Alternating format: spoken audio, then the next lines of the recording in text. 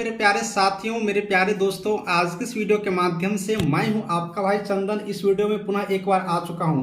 मेरे प्यारे साथियों, आप लोग इतना ज़्यादा कॉल कर रहे हैं, इतना कमेंट कर रहे हैं और आपकी जो परेशानी है उसको देखते हुए मैं अभी फ़िलहाल घर आया हूं और वहां से आपके लिए मैं एक वीडियो बना रहा हूं जल्दी में। लेकिन आप लोग इस वीडियो को एकदम शुरू से अंत तक देखिएगा, क्योंकि आज पूरे दिन मैं बिजी रहूंगा, किसी का कॉल अटेंड तो नहीं ही कर पाऊंगा, आंसर में भी व्हाट्सएप पर मैसेज का भी नहीं दे पाऊंगा, क्योंकि आज होली है, सारे लोग जानते हैं। लेकिन अगर आप लोग इस वीडियो को शुरू से अंत तक देख लेते हैं तो शायद मैं जानता हूं कि आपके माइंड में जितने भी तरह के क्वेश्चन चल रहे होंगे सभी क्वेश्चंस आप लोगों का यहां पर सॉल्व हो जाएंगे। मैं इस वीडियो में सारे टॉपिक पे बात करूंगा कि डिस्क्वालीफाइड क्यों लिखा रहा है, जिन कैंडिडेटों का यहाँ पर आपत्ति करना है वो आपत्ति में क्या क्या लिखेंगे। साथ ही दोस्तों, जिनका एएनएम सर्टिफिकेट नहीं है, 0 मार्क क्यों है, मेधा सूची से कम अंक वाले का क्या होगा, स्कूटनी के लिए और आगे क्या प्रोसेस है, पूरा डिटेल्स जानकारी आपको इसी वीडियो में बताऊंगा। तो विलंब नहीं करूंगा, एक एक पॉइंट को क्लियर करूंगा। और हाँ, एक छोटी सी रिक्वेस्ट मैं करूंगा कि अगर आप लोग मेरे चैनल पर, आप अपने चैनल पर अपने भाई मुझे बनाना चाहते हैं तो प्लीज सब्सक्राइब कीजिए और टेलीग्राम ग्रुप का लिंक डिस्क्रिप्शन में ज्वाइन करिए। सब्सक्राइब करते हैं तो मुझे थोड़ा अच्छा लगता है और आपकी सपोर्ट मिलता है तो मुझे भी काफ़ी एनर्जी मिलता है कि मैं आपके लिए काम करता रहूं। चलिए, मैं आपको एक छोटा सा स्क्रीन पर लेकर चलता हूं और उस स्क्रीन के माध्यम से मैं 4-5 डाउट क्लियर करता हूं, फिर आपके सामने आता हूं। सारे सिस्टर, आप लोग इस स्क्रीन को देखते रहिएगा। इस स्क्रीन पर मैं आपको दिखाता हूं। एक कैंडिडेट ने चेक किया था, अब जो कैंडिडेट चेक किए हैं उसको ये प्रॉब्लम आया और इस प्रॉब्लम को समझिए, इससे रिलेटेड आपके भी प्रॉब्लम होंगे। 4-5 एग्जाम्पल दे करके बताऊंगा, आप लोग देखते रहिए आसानी से। देखिए, बिहार टेक्निकल कमीशन सर्विस लिखा हुआ है, आपका भी लिखा होगा अगर आप लोग चेक किए होंगे तो। अब इसमें आएंगे तो यहाँ पर क्या क्या लिखा होगा देख लीजिए। यहाँ पर आप लोग को चेक करना है रजिस्ट्रेशन नंबर, आपका रजिस्ट्रेशन नंबर है या नहीं। यहाँ पर अगर है तो बिल्कुल रूप से ठीक है, सही है। अप्लीकेंट नेम, आपका अपना नाम चेक कर लेना है कि आपका ही नाम यहाँ पर है या नहीं। फादर्स नेम, आपका नाम देख लेना है। साथ ही यहाँ पर अगर आप लोग देखेंगे तो फादर्स के नेम देख लेंगे सही है या नहीं। डेट ऑफ बर्थ अपना चेक कर लेंगे, जेंडर फीमेल तो होगा ही। रिजर्वेशन कैटेगरी देख लेंगे, किस कैटेगरी में आपका यहाँ पर रिजल्ट जारी किया गया है, स्क्रूटनी किया गया है, वो यहाँ पर रिजर्वेशन देख लेंगे। और यही चीज़ मेन है, इसको ध्यान में रखिएगा। इसके बाद यहाँ पर आप लोग देख लेंगे डिपेंडेंट फ्रीडम फाइटर, यानी कि स्वतंत्रता सेनानी के अंतर्गत आते होंगे तो यस लिखा होगा, अगर नहीं आते हैं तो नो लिखा होगा। फिजिकल हैंडीकैप्ड यानी कि विकलांग है और कौन सा विकलांग है उसमें टिक लगा होगा, अगर विकलांग नहीं है तो सिर्फ नो लिखा होगा और किसी में टिक नहीं लगा होगा। उसके बाद आप लोग यहाँ पर मार्क, एसेंशियल क्वालिफिकेशन का मार्क देख लेंगे, आपका मार्क्स यहाँ पर शो करेगा पॉइंट जोड़ करके। एक्सपीरियंस अगर आप लोग लगाए होंगे तो एक्सपीरियंस का मार्क दिखाई देगा। उसके बाद एक्सपीरियंस नहीं होगा तो 0 दिखाई देंगे। अगर आपके पास जीएनएम या फिर बीएससी नर्सिंग है तो उसका मार्क दिखाई देंगे, अगर नहीं है तो आप लोग को फिर यहाँ पर 0 दिखाई देंगे। इस तरह से टोटल यहाँ पर देखेंगे तो ये टोटल कंबाइंड मार्क होना आप लोगों के लिए ज़रूरी है।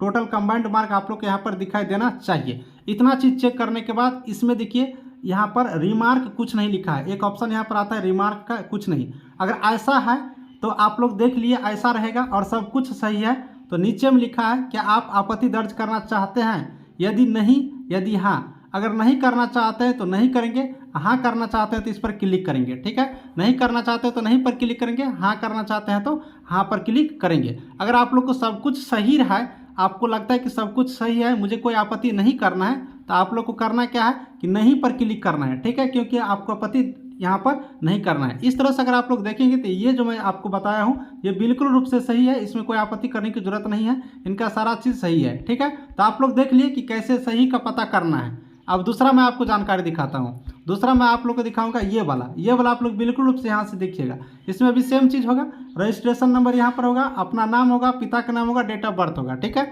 उसके नीचे आएंगे तो यहाँ पर फीमेल, उसके बाद किस कैटेगरी में आपका है तो जनरल है तो जनरल, उसके बाद फ्रीडम फाइटर नो, यानी कि यहाँ पर सारा चीज़ देख लेंगे। उसके बाद यहाँ पर अगर आप लोग आइएगा तो देखिए कमीशन रिमार्क है। अब ये कमीशन रिमार्क जितने कैंडिडेटों में लगा हुआ है वो सारे कैंडिडेट चाहते हैं तो आपत्ति दर्ज कर सकते हैं। और आपत्ति दर्ज मूल रूप से इसी कैंडिडेटों का करना है जिनके कमीशन रिमार्क है। कमीशन रिमार्क में कुछ न कुछ होगा और यहाँ से ध्यान दीजिएगा जिनको आपत्ति दर्ज करना है। अब यहाँ पर देखिए इन कैंडिडेटों को क्या लिखा गया है। कमीशन रिमार्क में लिखा गया है अनारक्षित यानी कि जनरल क्रिमिनल रहित प्रमाण पत्र के स्थान पर क्रिमिनल रहित प्रमाण पत्र का ऑनलाइन रिसिप्ट संलग्न होने के कारण, यानी कि दोस्तों ये कैंडिडेट अनारक्षित में कर दिया गया चूंकि ये क्रिमिनल रहित प्रमाण पत्र जमा नहीं किए थे। अब यहाँ पर देखिए ये जनरल कर दिया गया है, यहाँ पर आपको शो भी करता होगा जनरल, लेकिन ये जनरल कैटेगरी का नहीं है क्योंकि ये क्रिमिनल रहित प्रमाण पत्र जमा नहीं किया था, इसीलिए इनको जनरल कैटेगरी में कर दिया गया। अब अगर आप लोग इसका सही करना चाहते हो तो आप लोग आपत्ति दर्ज में हाँ पर क्लिक करिएगा और आपका इस तरह से एक बॉक्स आएगा, उसमें आप लोग लिख दीजिएगा कि कृपया करके मेरे द्वारा जो यहाँ पर जानकारी दिया गया था वो मेरे से ही गलती हुआ था, कृपया करके उसे सुधार करने की कृपया किया जाए, उसे रिक्वेस्ट डालिएगा। ठीक है, रिक्वेस्ट डालने के बाद आप अपना क्रिमिनल रहित प्रमाण पत्र अपलोड कर दीजिएगा, राइज ऑब्जेक्शन कर दीजिएगा, तो आप लोग को मे भी हो सकता है, गारंटी नहीं है, ये डिपेंड पड़ता है बीटीएससी पर कि आपका जो यहाँ पर अनारक्षित है उसको आपके कैटेगरी में कन्वर्ट कर दे। अगर नहीं करेंगे तो जनरल में रहेंगे ही, इसमें कोई बदलाव नहीं होगा, लेकिन डिपेंड पड़ता है बीटीएससी पर, इसके लिए आप लोग कोई दबाव नहीं दे सकते हैं। इस बात को भी आपने समझ गया। एक और मैं आपको दिखाता हूँ, आपने अगर ये देखेंगे तो यहाँ पर ये देख लीजिए, इसमें क्या लिखा हुआ है, इसमें हेडलाइनिंग लिखा हुआ है, आपके ऑनलाइन आवेदन की स्क्रूटनी की मेधा में नीचे होने के कारण यदि किया गया है ऑनलाइन आवेदन में किए गए दावे के अनुसार आपकी विवरण निम्नवत है, यानी कि ये स्क्रूटनी किया गया फॉर्म को। अब स्क्रूटनी जो किया गया है वो तिगुना से ज़्यादा कैंडिडेट को किया गया है, तिगुना से ज़्यादा कैंडिडेटों का किया गया, ज़्यादा नहीं, यानी कि मान लो तिगुना करेंगे तो 32,127 कैंडिडेट होता है, तो इसमें यानी कि 5 से 6,000 ज़्यादा कैंडिडेटों को स्क्रूटनी के लिए लिया गया, यानी कि अगर बात करेंगे तो टोटल 33,000 के आसपास कैंडिडेटों का स्क्रूटनी किया गया। अब 33,000 का ही क्यों किया गया, चूंकि काउंसलिंग में इसको 32,127 को ही बुलाना है, लेकिन स्क्रूटनी थोड़ा ज़्यादा का कर लिया गया है, चूंकि क्या होगा कि आप लोग आपत्ति दर्ज करिएगा और उसमें अगर आप लोग गलती हो जाते हैं तो उन सारे कैंडिडेट को हटा दिया जाएगा, इसीलिए अगर सीट खाली नहीं रहे इसलिए स्क्रूटनी में ज़्यादा कैंडिडेटों को लिया गया, लेकिन काउंसलिंग का जब लिस्ट आएगा उसमें सिर्फ 32,127 को लिए जाएंगे। ठीक है, तो इसीलिए दोस्तों यहाँ पर स्क्रूटनी के लिए जो यहाँ पर अभी मेरिट लिस्ट बनाया गया है, जो चीज़ आप लोग देख रहे हैं, तो आप लोग स्क्रूटनी के अंदर ही नहीं आ पाए हैं, जितना मार्क होना चाहिए स्क्रूटनी के लिए, स्क्रूटनी मेधा के लिए उतना मार्क आपका नहीं आया है, इसलिए आपको ये दिखा रहा है। इसका मतलब आप लोग 98% मान सकते हैं कि आप यहाँ से सिलेक्शन से बाहर हो चुके हैं, 98%। 2% आप लोग यहाँ पर श्योर रह सकते हैं। अब मैं 2% इसलिए कहता हूँ कि ये चूँकि स्क्रूटनी है, स्क्रूटनी में आगे पीछे होगा, ये नहीं कि स्क्रूटनी का मेधा सूची ही काउंसलिंग में आ जाएगा, ये कभी नहीं होगा, स्क्रूटनी में आगे पीछे होगा, इसलिए 98% मान लीजिए कि आपका नहीं होगा, लेकिन 2% मान लीजिए आपका होगा अगर आप ऐसा लिखा है तो। चूँकि आपको एक प्रूफ भी मैं दिखाता हूँ, इसमें देखिए नीचे लिखा होगा स्क्रूटनी के पश्चात उक्त विवरण में संशोधन संभावित है, यानी स्क्रूटनी होने के बाद अगर स्टूडेंट कम रहा है, मार्क आपका ज़्यादा है और स्टूडेंट कम रहा है तो आपको लिया भी जा सकता है, संशोधन का संभावित है, गारंटी नहीं है, इसलिए मैंने आपको 98% बोला हूँ कि आपको नहीं लिया जाएगा, लेकिन 2% चांस है कि मे भी लिया भी जा सकता है। तो ऐसे कैंडिडेट मैं कहूँगा उम्मीद के बाहर भी रह सकते हैं, लेकिन अब भगवान पर विश्वास रखिए, अगर हो सके तो आपका नाम आ भी जाएंगे। तो इस तरह के आपने एक प्रॉब्लम देख लिए, आपको मैं और भी प्रॉब्लम आपको दिखाता हूँ जो अलग अलग प्रकार की प्रॉब्लम है। बहुत ऐसे प्रॉब्लम है जिन कैंडिडेटों में डिसक्वालीफाई लिखा होगा, है ना, डिसक्वालीफाई लिखा हुआ, तो डिसक्वालीफाई वाले के क्या हुआ कि वो डॉक्यूमेंट ही गलती से डाल दिया। अब डिसक्वालीफाई क्यों लिखा गया, अब जैसे कि इसको देखेंगे तो इसमें भी नाम है, एप्लीकेंट नेम है, सारा चीज़ है, लेकिन आप लोग यहाँ पर देखिएगा तो क्या लिखा हुआ है कि टोटल कंबाइंड मार्क में 0 लिख दिया है और डिसक्वालीफाइड लिख दिया है। डिसक्वालीफाइड क्यों लिखा गया है, कमीशन रिमार्क है, कमीशन रिमार्क में है एएनएम का बिहार परिचारिका निबंधन परिषद से निबंधन के स्थान पर एएनएम का प्रमाण पत्र अपलोड किया गया, यानी कि दोस्तों यहाँ पर ये खुद ही गलती कर चुके हैं। गलती क्या की है, जहाँ पर रजिस्ट्रेशन सर्टिफिकेट अपलोड करना था वहाँ पर क्या किया है कि एएनएम का सर्टिफिकेट अपलोड कर दिया है, इसी के कारण इनको डिस्क्वालीफाइड कर दिया गया है और इसे बाहर कर दिया गया है। इसके लिए अगर आप लोग यहाँ पर देखेंगे तो राइज ऑब्जेक्शन इसे भी दिया गया है। तो ये सारे कैंडिडेट क्या करेंगे कि राइज ऑब्जेक्शन पर क्लिक करेंगे और राइज ऑब्जेक्शन पर क्लिक करके ये भी रिक्वेस्ट डालेंगे कि गलती से मेरे द्वारा ऐसा हो चुका है, लेकिन मैं इसे सुधार करना चाहता हूँ, कृपया करके मुझे सुधार करने के एक बार मौका दिया जाए। ये सारा चीज़ अच्छा से आप लोग अपना विवेक से विचार करके आप लोग एक अपना रिक्वेस्ट डाल दीजिए। उसके बाद आप लोग क्या करेंगे कि दोनों सर्टिफिकेट लगा दीजिएगा कि ये मेरा रजिस्ट्रेशन सर्टिफिकेट है और ये मेरा एएनएम का डिप्लोमा सर्टिफिकेट है, ये दोनों लगा दीजिएगा। उसके बाद क्या होगा कि हो सकता है कि आपका ये जो डिस्क्वालीफाई है इसे सही कर दिया जाएगा। तो इसलिए आप लोग परेशान मत होइए, आपका डिस्क्वालीफाई है तो आप ऑब्जेक्शन कर दीजिए। ऑब्जेक्शन में आप लोग को यही चीज़ लिखना है, जो चीज़ इसमें मांग रहा है किसके जगह पर क्या, वो सारी चीज़ लिखना है। तो इस तरह से डिस्क्वालीफाई भी किया गया। तो हम उम्मीद करते हैं कि आपके माइंड के लगभग बहुत सारे यहाँ पर डाउट क्लियर हो गए होंगे। उसके बाद ही साथियों, अगर आपके कैटेगरी में अगर कोई प्रॉब्लम है, फ्रीडम फाइटर में कोई प्रॉब्लम है, आपके नाम में कोई प्रॉब्लम है, तो वो भी अगर चाहते हैं तो इसमें आप ऑब्जेक्शन कर सकते हैं, लेकिन प्रूफ के तौर पर आपको उसका प्रूफ देना होगा, वो डॉक्यूमेंट अपलोड करना होगा। इस चीज़ को भी आपने समझ लिया। अब मैं एक दो और बात बताता हूं अपने मन से। बहुत सारे कैंडिडेट का क्या है कि फादर्स नेम में थोड़ा सा गलती है, मदर्स नेम में थोड़ा सा गलती है, आधार कार्ड में थोड़ा सा गलतियां हैं। तो इन सारी चीज़ों को आप लोग सुधार कर लीजिए, अभी सुधार कर लीजिए। अभी भी काउंसलिंग का लगभग 15 दिन के बाद ही काउंसलिंग होने वाला है, 15 से 20 दिन के बाद ही काउंसलिंग होने वाला है, अगर होगा भी तो। इसलिए इतना दिन के अंतर्गत सुधार कर लीजिए। तो आप लोग सारे जानकारी लगभग समझ गए होंगे। चलिए वीडियो को आगे बढ़ाते हैं। तो मेरे प्यारे सिस्टर, आपने देख लिया कि किस तरह से यहाँ पर आपत्ति करना है, किस तरह से आप लोग को आपत्ति करने के लिए आपको टिकट नंबर लेना है, साथ ही आप जो मेधा सूची से नीचे वाले स्टूडेंट है उसके लिए क्या प्रोसेस है। तो किसी को किसी भी तरह से घबराने की जरूरत नहीं है।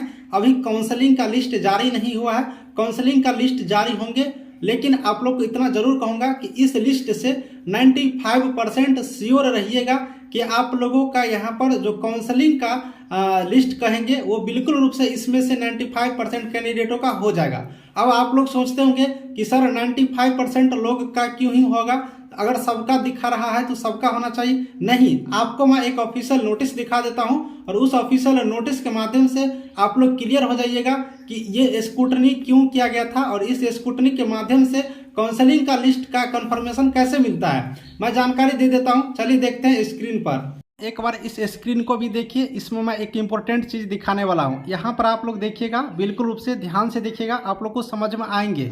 ठीक है, यहाँ पर लिखा हुआ है आयोग के नियमावली के अनुसार कोटिवार पदों के 3 गुना अभ्यर्थियों को काउंसलिंग हेतु आमंत्रित किया जाना है। स्क्रूटनी के पूर्व ऑनलाइन आवेदन में अभ्यर्थियों द्वारा दावे के अनुरूप ऑनलाइन आवेदन में अपलोड किए गए प्रमाण पत्रों के आधार पर मेधाक्रम के अनुसार स्क्रूटनी किया गया है। शुद्ध रूप से 3 गुना अभ्यर्थियों को काउंसलिंग में आमंत्रित किए जाने के लिए कोटिवार 3 गुना से अधिक संख्या में अभ्यर्थियों की स्क्रूटनी की गई है। यहाँ पर आपने देख लिया, गौर से देख लीजिए, कोटिवार 3 गुना से अधिक अभ्यर्थियों की स्क्रूटनी किया गया है। यानी स्क्रूटनी जो किया गया है, जो चीज़ अभी आप लोग देख पा रहे हैं, वो 3 गुना से ज़्यादा कैंडिडेटों का किया गया है। तो 3 गुना कैंडिडेट करेंगे, 10,709 कैंडिडेटों को अगर आप लोग 3 गुना करते हैं तो आप लोग कितना हो जाएगा, 9 27 हो गया, और यहाँ पर 7 21 हो गया, और 10 33 और 2 यानी कि 32,127। तो यहाँ पर 3 गुना हुआ। उससे अधिक कैंडिडेटों को स्क्रूटनी किया गया, यानी कि अधिक कैंडिडेट की बात करेंगे तो ये करीब 33,000 के आसपास कैंडिडेटों का काउंसलिंग स्क्रूटनी किया होगा। 33,000 कैंडिडेटों का ही दिखाई दिए होंगे, और ये उसी कैंडिडेट का दिखाई दिए होंगे जो ऊपर से मार्क लेते लेते लेते लेते जहाँ पर 34,000 के आसपास हो के होंगे वहाँ तक। तो ये स्क्रूटनी वाला है। अब इस स्क्रूटनी में से फाइनल जो काउंसलिंग के लिए आएगा वो सिर्फ और सिर्फ 3 गुना आएगा। तो सिर्फ और सिर्फ काउंसलिंग के लिए 32,107 लिस्ट जारी किए जाएंगे। इसीलिए जिन कैंडिडेटों का यहाँ पर लिखा हुआ है कि आप लोग का मार्क कम होने के कारण मेधा सूची में नहीं लिया गया, वो 2% अपना आशा विश्वास रख सकते हैं कि काउंसलिंग में लिस्ट में नाम आ सकते हैं। बाकी जिन कैंडिडेटों का डिस्क्वालीफाई लिखा हुआ है, तो डिस्क्वालीफाई वाला कैंडिडेट कैसे आप लोग आपत्ति दर्ज करेंगे, वो आपत्ति दर्ज कर दीजिए, जिससे कि बीटीएससी को संतुष्टि मिल जाने के बाद आपको भी काउंसलिंग में भाग लिए जाने का मौका मिल सकते हैं। तो चलिए, सारी जानकारी मिल गई होंगी, वीडियो को और भी आगे बढ़ाते हैं। तो आपने स्क्रीन पर देखा कि किस तरह से यहाँ पर बताया जा रहा है कि 3 गुना से अधिक कैंडिडेटों को लिया गया है काउंसलिंग के लिए, लेकिन स्क्रूटनी उससे ज़्यादा कैंडिडेटों को किया गया। क्योंकि अगर मान लीजिए बहुत सारे कैंडिडेट काउंसलिंग में उपस्थित नहीं होते हैं तो थोड़ा सा अधिक कैंडिडेट को लिए रहेंगे, तो यहाँ पर बिल्कुल रूप से सारे सीट फुलफिल हो पाएंगे। साथ ही जो यहाँ पर स्क्रूटनी में आपत्ति दर्ज करेंगे, अगर उस आपत्ति दर्ज में संतुष्ट नहीं हुए बीटीएससी, तो उन सारे कैंडिडेट को हटा दिए जाएंगे। इसलिए ज़्यादा कैंडिडेट को लिया गया। इसलिए इस स्क्रूटनी वाले जो आप लोग देख रहे हैं, इसे काउंसलिंग लिस्ट नहीं समझेंगे 100%, लेकिन 95% आप लोग श्योर रहिए कि आप लोग का यहाँ पर अगर नाम दिखाई दे दिया, सब कुछ सही है, तो आप लोग का बिल्कुल रूप से आप लोग यहाँ पर काउंसलिंग लिस्ट में आ सकते हैं। बाकी इस वीडियो के माध्यम से इतना ही। वीडियो कैसा लगा कमेंट में बताइएगा, आपकी डाउट क्या है वो भी कमेंट में बताइएगा। मैं आपकी डाउट देखते रहता हूँ और उस पर मैं एक नया वीडियो जल्दी ही लेकर के आऊँगा। आप अपना कमेंट जरूर करिएगा। थैंक